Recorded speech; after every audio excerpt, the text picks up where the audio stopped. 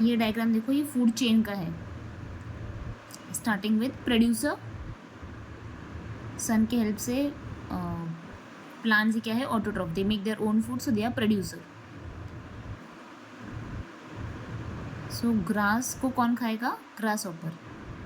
तो grasshopper के लिए ये फूड है, फ्रॉग के लिए ग्रास हॉपर फूड है। So primary consumer is grass hopper, जो जिसने डायरेक्टली ग्रास खाया। ये कौन हुआ, secondary consumer. Snake will eat frog, so it's tertiary consumer. And eagle will eat snake means apex. Apex क्यों, बिकॉज इनको दूसरा कोई खा नहीं सकता है इसलिए। एंड अल्टीमेटली जब ये मर जाएंगे वगैरह तो ये डिकम्पोज हो जाएंगे ना, दे डिकम्पोजर मीन्स बैक। तो इनको कौन खाएगा, बैक्टीरिया एंड फंगल।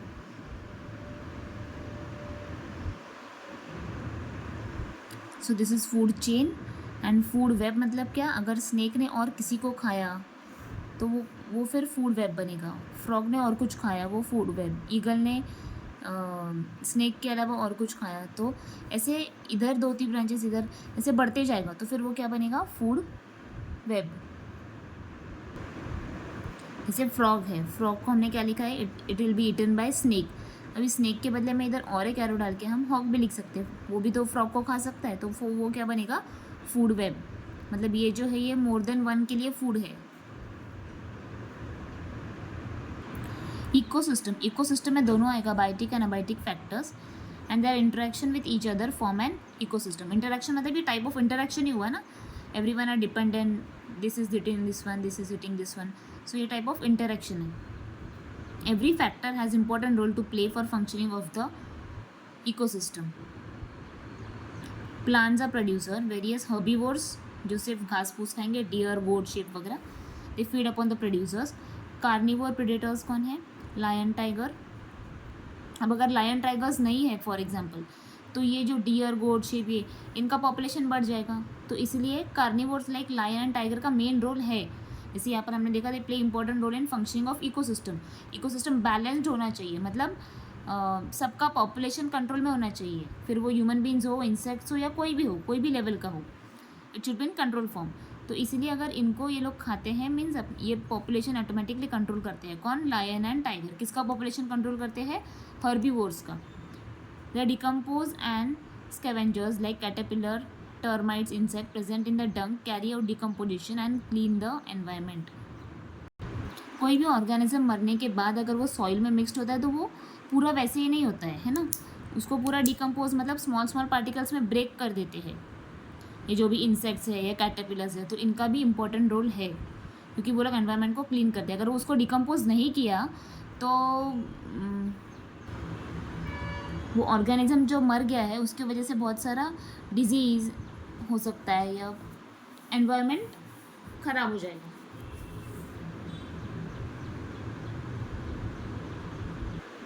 ये पैराग्राफ भी वही है, डिकम्पोजिशन कितना इंपॉर्टेंट रोल प्ले करता है।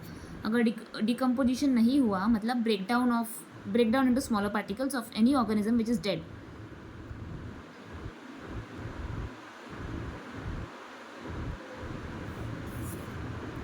तो यहाँ पर लिखा भी है, only by decomposition the element and molecules trapped in the bodies of organism. Organism के अंदर बॉडी एलिमेंट्स एंड मॉलिक्यूल्स है, जैसे अपने अंदर भी, ह्यूमन बींग्स के अंदर भी कार्बन है, ऑक्सीजन है, तो मरने के बाद ये सब ऑटोमेटिकली नेचर में रिलीज़ होगा एनवायरनमेंट में। वैसे ही हर एक ऑर्गेनिजम्स के अंदर वो है, तो वो सब एलिमेंट्स एंड मॉलिक्यूल जो ट्रैप्ड है अंदर, वो सेंड बैक टू नेचर, मतलब मरने के बाद it will be send back to nature, mix हो जाएगा वो एनवायरनमेंट में। These various components help in formation of bodies of plants and animals. But if they are not sent back, the cyclic flow of this element will halt. Halt मतलब stop पर आ जाएगा, ये जो flow है ये stop हो जाएगा। Only by decomposition the foliage in forest, dead trees, carcasses are sent back to nature. If such decomposition halts for a year, the entire earth will be covered by heaps of unwanted garbage. The entire balance of nature would be lost. मतलब forest में वगैरह जब कुछ trees dead हो जाएंगे तो ये fungi वगैरह, फंगाई, मशरूम, ये सब उस पर अटैक करेंगे वो ट्रीज़ पर, एंड फिर वो ट्रीज़ को पूरा ऐसे मतलब स्मॉल स्मॉल पार्टिकल्स में ब्रेक होके उसमें से जो भी न्यूट्रिएंट्स है ना वो नेचर में रिलीज़ हो जाएगा वापस। अभी डिफरेंट ट्रॉफिक लेवल्स किस तरीके से डिसाइड होता है, trophic levels in food chain. Who is the consumer from for हुम, तो पहले प्रोड्यूसर आएगा, फिर primary consumer, secondary consumer, tertiary consumer, जैसे वो डायग्राम में ऊपर देखा था वो सेम वैसे ही है.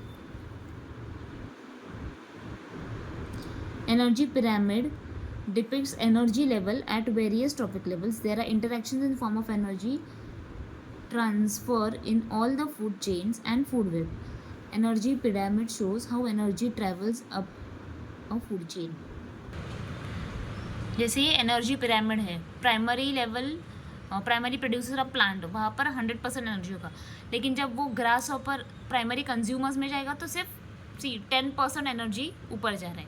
सेकेंडरी कंज्यूम है 1%, मतलब हर एक का, क्योंकि 100 का 10% कितना है 10, फिर 10 का 10% इज 1, तो सिर्फ 10% से ही ऊपर जाएगा. यहाँ से देखो, इधर से यहाँ गया 10%, फिर यहाँ से यहाँ गया 10%, अगेन यहाँ से ही आ जाएगा 10%. 1 का 10% इज 0.1, और बाकी का जो एनर्जी है that is lost in the nature in form of heat. सिर्फ थोड़ा ही ट्रांसफ़र हो सकता है, और फिर ये ऊपर वाले लेवल को तो कोई खाता नहीं है. जब वो डिकम्पोज होगा तो बैक्टीरिया फंगाई उस पर अटैक करेंगे, दैट इज डिकम्पोजर्स. फिर वो रिसाइकल होकर न्यूट्रिएंट्स वापस कहाँ पर आएंगे, प्राइमरी प्रोड्यूस, सॉइल के साथ मिक्स. नेक्स्ट देखो, what will be the effect on paddy crops. अभी पैडी क्रॉप्स कौन खाता है, यहाँ पर देखो साउथ इंडिया का दिया है. Paddy crops, frequent attack by grasshoppers in the field, predators, frog in large number and then snake.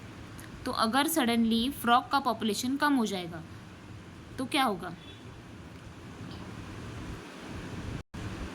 Frog के पहले कौन है, ग्रास हॉपर, मतलब फ्रॉग किसको खाता है, ग्रास हॉपर को. अगर फ्रॉग का पॉपुलेशन कम हो रहा है मतलब ग्रास हॉपर का पॉपुलेशन इंक्रीज हो जाएगा,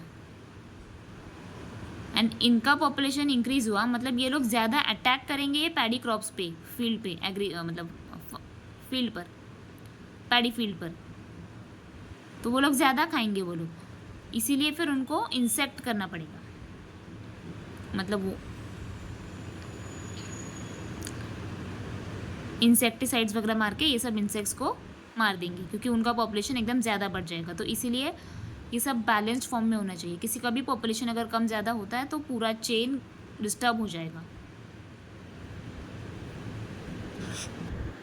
in short we can say ecosystem का बैलेंस जो है वो मतलब इट विल बी इम्बैलेंस्ड, कोई भी पॉपुलेशन अगर कम ज़्यादा होता है तो. Now next is relationship between environment and ecosystem. Environment is collective term for physical, chemical, biological factors that surround the living environment. इसमें बायोटिक, अबायोटिक, नेचुरल, आर्टिफिशियल सब है. 2 टाइप्स ऑफ एनवायरनमेंट देखो. Natural environment, it consist of air, atmosphere, water, land and living organism. And second anthropogenic, man made, artificial. Environments में 2 main factors, biotic, abiotic, ये already discuss किया है. सब में continuous interactions होते रहता है, इसलिए तो फूड चेन, फूड वेब ये सब फॉर्म हुआ है. लेकिन जो आर्टिफिशियल एनवायरनमेंट है उसके वजह से नेचुरल एनवायरनमेंट को बहुत सारा हार्म हो रहा है. एंथ्रोपोजेनिक में क्या आएगा, जो भी ह्यूमन एक्टिविटीज़ है जिसके वजह से नेचर को हार्म हो रहा है. सो उसमें क्या क्या आएगा, डिफॉरेस्टेशन, क्योंकि फॉरेस्ट कटिंग बहुत ज़्यादा चल रहा है अभी to construct the buildings and all. Urbanisation, hunting, industries का पोल्यूशन हुआ, इंडस्ट्रियलाइजेशन. सो ये सब फैक्टर्स है, दिस कम्स अंडर एंथ्रोपोजेनिक.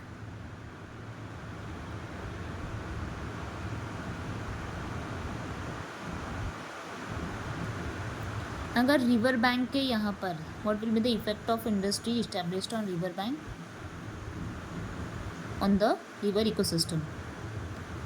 अलग अलग इकोसिस्टम है ना, लैंड का अलग इकोसिस्टम है, एक्वेटिक लाइफ का अलग इकोसिस्टम है. So there are various different ecosystems. तो अगर वहाँ पर इंडस्ट्री इस्टेब्लिश हो जाए तो उधर का जो एक्वेटिक इकोसिस्टम है मतलब फिश वगैरह उनको हार्म होगा, क्योंकि जो भी इंडस्ट्रीज़ का वेस्ट है वो हज़ार्डियस वेस्ट पानी में मिक्स होकर पूरा पानी जो है वो पल्यूट होगा. It will cause water pollution. So that water will no longer remain portable. Portable मतलब ड्रिंक कर सकते हैं ऐसा वाटर वो नहीं रहेगा, इम्प्योर हो जाएगा. सो एक्वाटिक लाइफ प्लस उधर के जो रेसिडेंट्स है, अगर वो पानी यूज़ करते तो उनको भी वो प्रॉब्लम होगा. What is radioactive pollution, जिसमें रेज हैं जैसे natural radiations such as UV, IR, ultraviolet radiations. UV and IR को नेचुरल क्यों बोला है? बिकॉज वो सन से आते हैं. It is emitted by the sun. UV मतलब अल्ट्रावायलेट, IR मतलब इंफ्रारेड रेडिएशंस. एंड इसके इफ़ेक्ट्स भी मतलब इसके वजह से skin damage, skin burn, skin cancer, ये सब हो सकता है. मेरा मैन मेड में क्या आएगा? एक्सरेज वगैरह निकालते हैं ना, एक्सरे मशीन देखा होगा, या फिर CT स्कैन, सोनोग्राफी, ये सब रेज है क्योंकि वो रेज अपने बॉडी के अंदर ट्रैवल करते हैं. So that all is man made या artificial radiation.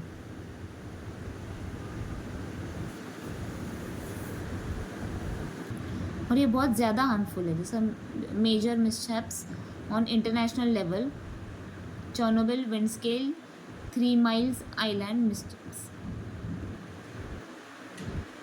Due to this accidents, thousands of people have been affected for long term. मतलब यहाँ पर जो न्यूक्लियर पावर प्लांट होता है ना, उसमें कुछ डिफेक्ट था. रिएक्टर जो मशीन होता है दैट वाज डिफेक्टिव, तो उसके वजह से एक्सप्लोजन होकर प्लांट वर्कर्स का डेथ हुआ. एंड दूसरे इफेक्ट्स क्या हैं रेडिएशंस के? Cancerous ulcerations due to X ray, destruction of body tissues, change in genes and adverse effects on vision. इसलिए मोबाइल के रेज भी हार्मफुल होते हैं. मोबाइल से भी रेज निकलते हैं. Genes which is present in DNA that is also affected. ये ऑब्जेक्टिव्स में आ सकता है तो एक बार लर्न कर लेना. Forest conservation act, it was introduced in year 1980. ये क्यों निकाला था? Prohibition on use of land which is reserve for forest. मतलब हमको फॉरेस्ट कंजर्व करना था तो इसलिए निकाला. जो एरिया फॉरेस्ट को बिलोंग करता है वो किसी और रीज़न के लिए यूज़ नहीं होगा. लैंड विच इज़ रिजर्व किया फॉर फॉरेस्ट कंजर्वेशन. एंड अगर वो ऐसे किया, उसके अगेंस्ट गए तो इम्प्रिजनमेंट होगा for 15 days. Next, environmental conservation act introduced in 1986. Environment conserve करना है मतलब पॉल्यूशन को कंट्रोल करना. एंड उसके अगेंस्ट में कुछ हुआ या किसी ने लिया कुछ स्टेप्स तो 5 years jail plus 1 lakh fine. National green tribunal 2010. This also implementation of environmental related laws, मतलब एनवायरमेंट प्रोटेक्शन के लिए ही. एंड वाइल्ड लाइफ प्रोटेक्शन में 1972 protection of wild life 49A. ठीक है, ये ज़्यादा इंपॉर्टेंट नहीं, ये याद रखो.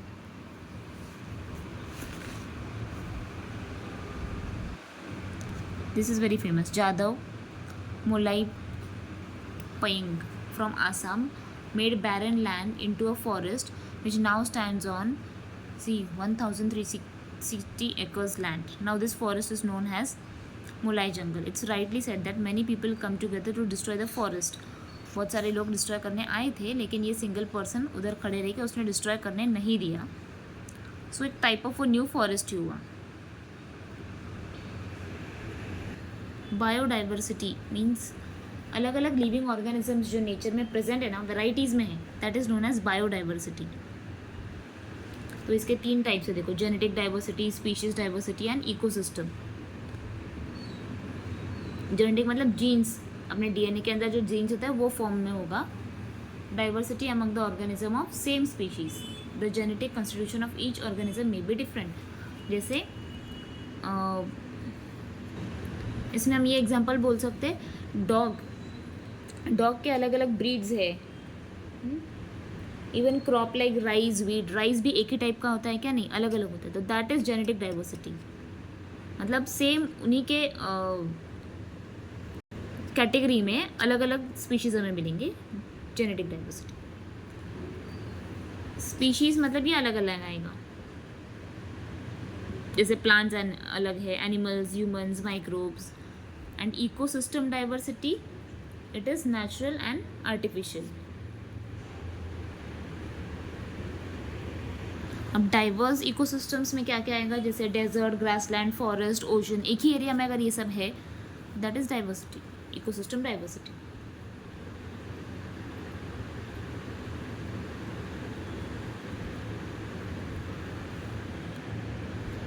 सेक्रेड ग्रूव्स, ये बहुत इंपॉर्टेंट है, ये मोस्टली एग्जाम में आंसर आता है ग्रूव्स.